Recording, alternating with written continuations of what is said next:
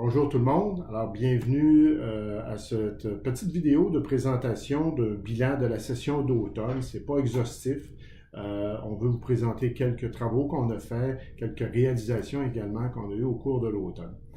Dans un premier temps, on a travaillé très fort sur la réalisation de notre plan stratégique qui a été adopté par l'Assemblée générale, qui a été adopté d'ailleurs à l'unanimité.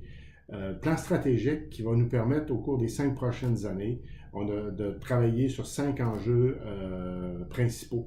Notre plan stratégique est disponible sur notre site Internet, alors je vous invite à le consulter si vous n'avez pas eu l'occasion de le faire.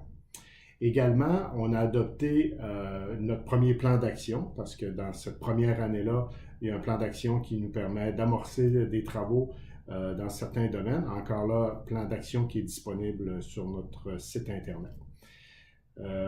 Et on va en reparler un petit peu quand on va parler un peu des perspectives de 2018. On a également cet automne procédé au lancement du livre Le réseau des cégeps, trajectoire de réussite, un volume très intéressant, très apprécié. Comme vous voyez que beaucoup de choses, c'est un recueil de textes très pertinent, très intéressant sur la réalité de nos cégeps. Alors, si vous pouvez le consulter à partir de la bibliothèque de votre cégep, puisque toutes les bibliothèques des cégeps en ont reçu une copie. Et si jamais vous voulez en acquérir une copie, à ce moment-là, juste à communiquer avec notre bureau, il sera possible de le faire. Alors, le lancement de ce livre-là, c'est fait à l'intérieur du congrès de la Fédération des cégeps qui soulignait les 50 ans du réseau. La CCQ a participé très activement à cette activité-là. Et on en est très fiers. Autre chose qu'on a fait cet automne, ça a été de travailler sur la préparation et le dépôt d'un mémoire dans le cadre du projet de loi 151, la loi visant à prévenir et à combattre les violences à caractère sexuel dans les établissements d'enseignement supérieur.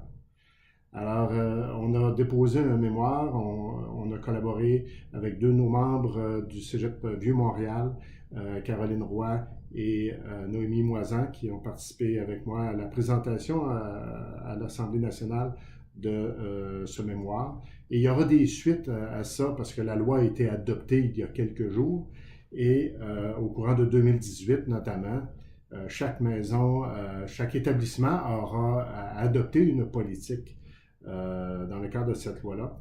Et on est à travailler d'ailleurs avec nos procureurs à établir certaines balises parce que on est dans un domaine quand même très particulier du droit et on est en train d'essayer de développer des outils pour vous aider, autant ceux qui auront à développer ces politiques-là à l'intérieur de leur collège que pour l'ensemble des membres qui auront aussi à vivre avec ces politiques-là.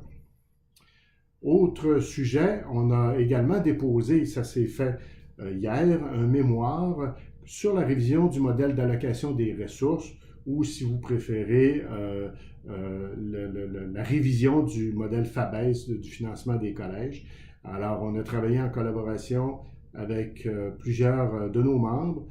Vous avez été consultés également à ce sujet-là. On vous remercie de votre participation et on a déposé un mémoire qui sera également disponible sur notre site Internet. Ce mémoire-là fera l'objet d'une présentation devant le comité au courant des premières semaines de 2018. Alors, c'est un peu les choses qu'on a travaillées cet automne.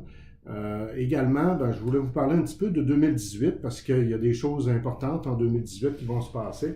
Premièrement, dès la rentrée de 2018, vous constaterez lorsque vous aurez votre première paye de 2018 qu'il y aura effectivement une diminution de la cotisation à votre régime de retraite, comme on vous l'avait déjà annoncé, une diminution de plus de 2% sur votre cotisation. Donc, et ça sera effectif là, dès le début de janvier, là, dès la première paye de 2018. On espère en 2018 également conclure le dossier des problématiques sectorielles. Alors, on a adopté cet automne, j'en ai pas fait mention, mais je pense que c'est quand même important de le mentionner, des nouvelles échelles salariales qui vont s'appliquer rétroactivement au 1er avril 2017. Et cette rétro-là, ces ajustements-là vont être faits dans les premières semaines de 2018, du moins à l'intérieur du premier trimestre de 2018. Et alors, il reste un petit peu d'argent dans ce portefeuille-là, si on veut, pour régler d'autres problématiques sectorielles. On a déjà annoncé qu'on travaillait à l'établissement d'une prime de disponibilité à compter de 2019. Alors, on espère pouvoir conclure ce dossier-là rapidement au début de 2018. 2018 également va marquer la tenue de notre colloque, un colloque qui va se tenir les 8 et 9 novembre à Offord.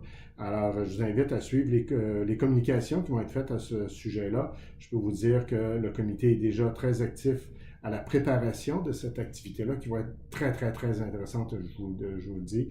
On est vraiment à travailler sur un sujet très d'actualité. Alors, suivez ça au cours de l'année 2018.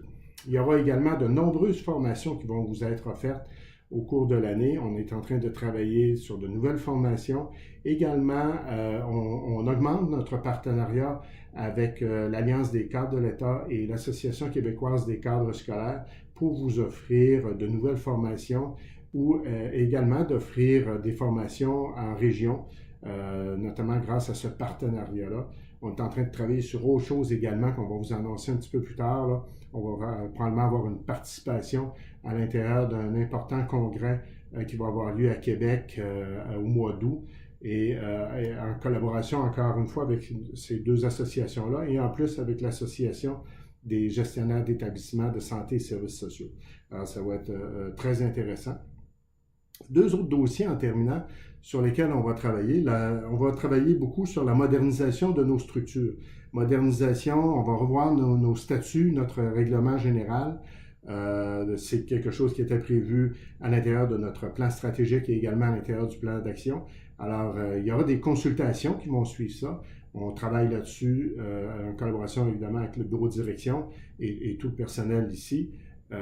Et on aura des propositions à vous faire en cours d'année à ce sujet-là. Et enfin, la modernisation de la gestion des technologies de l'information.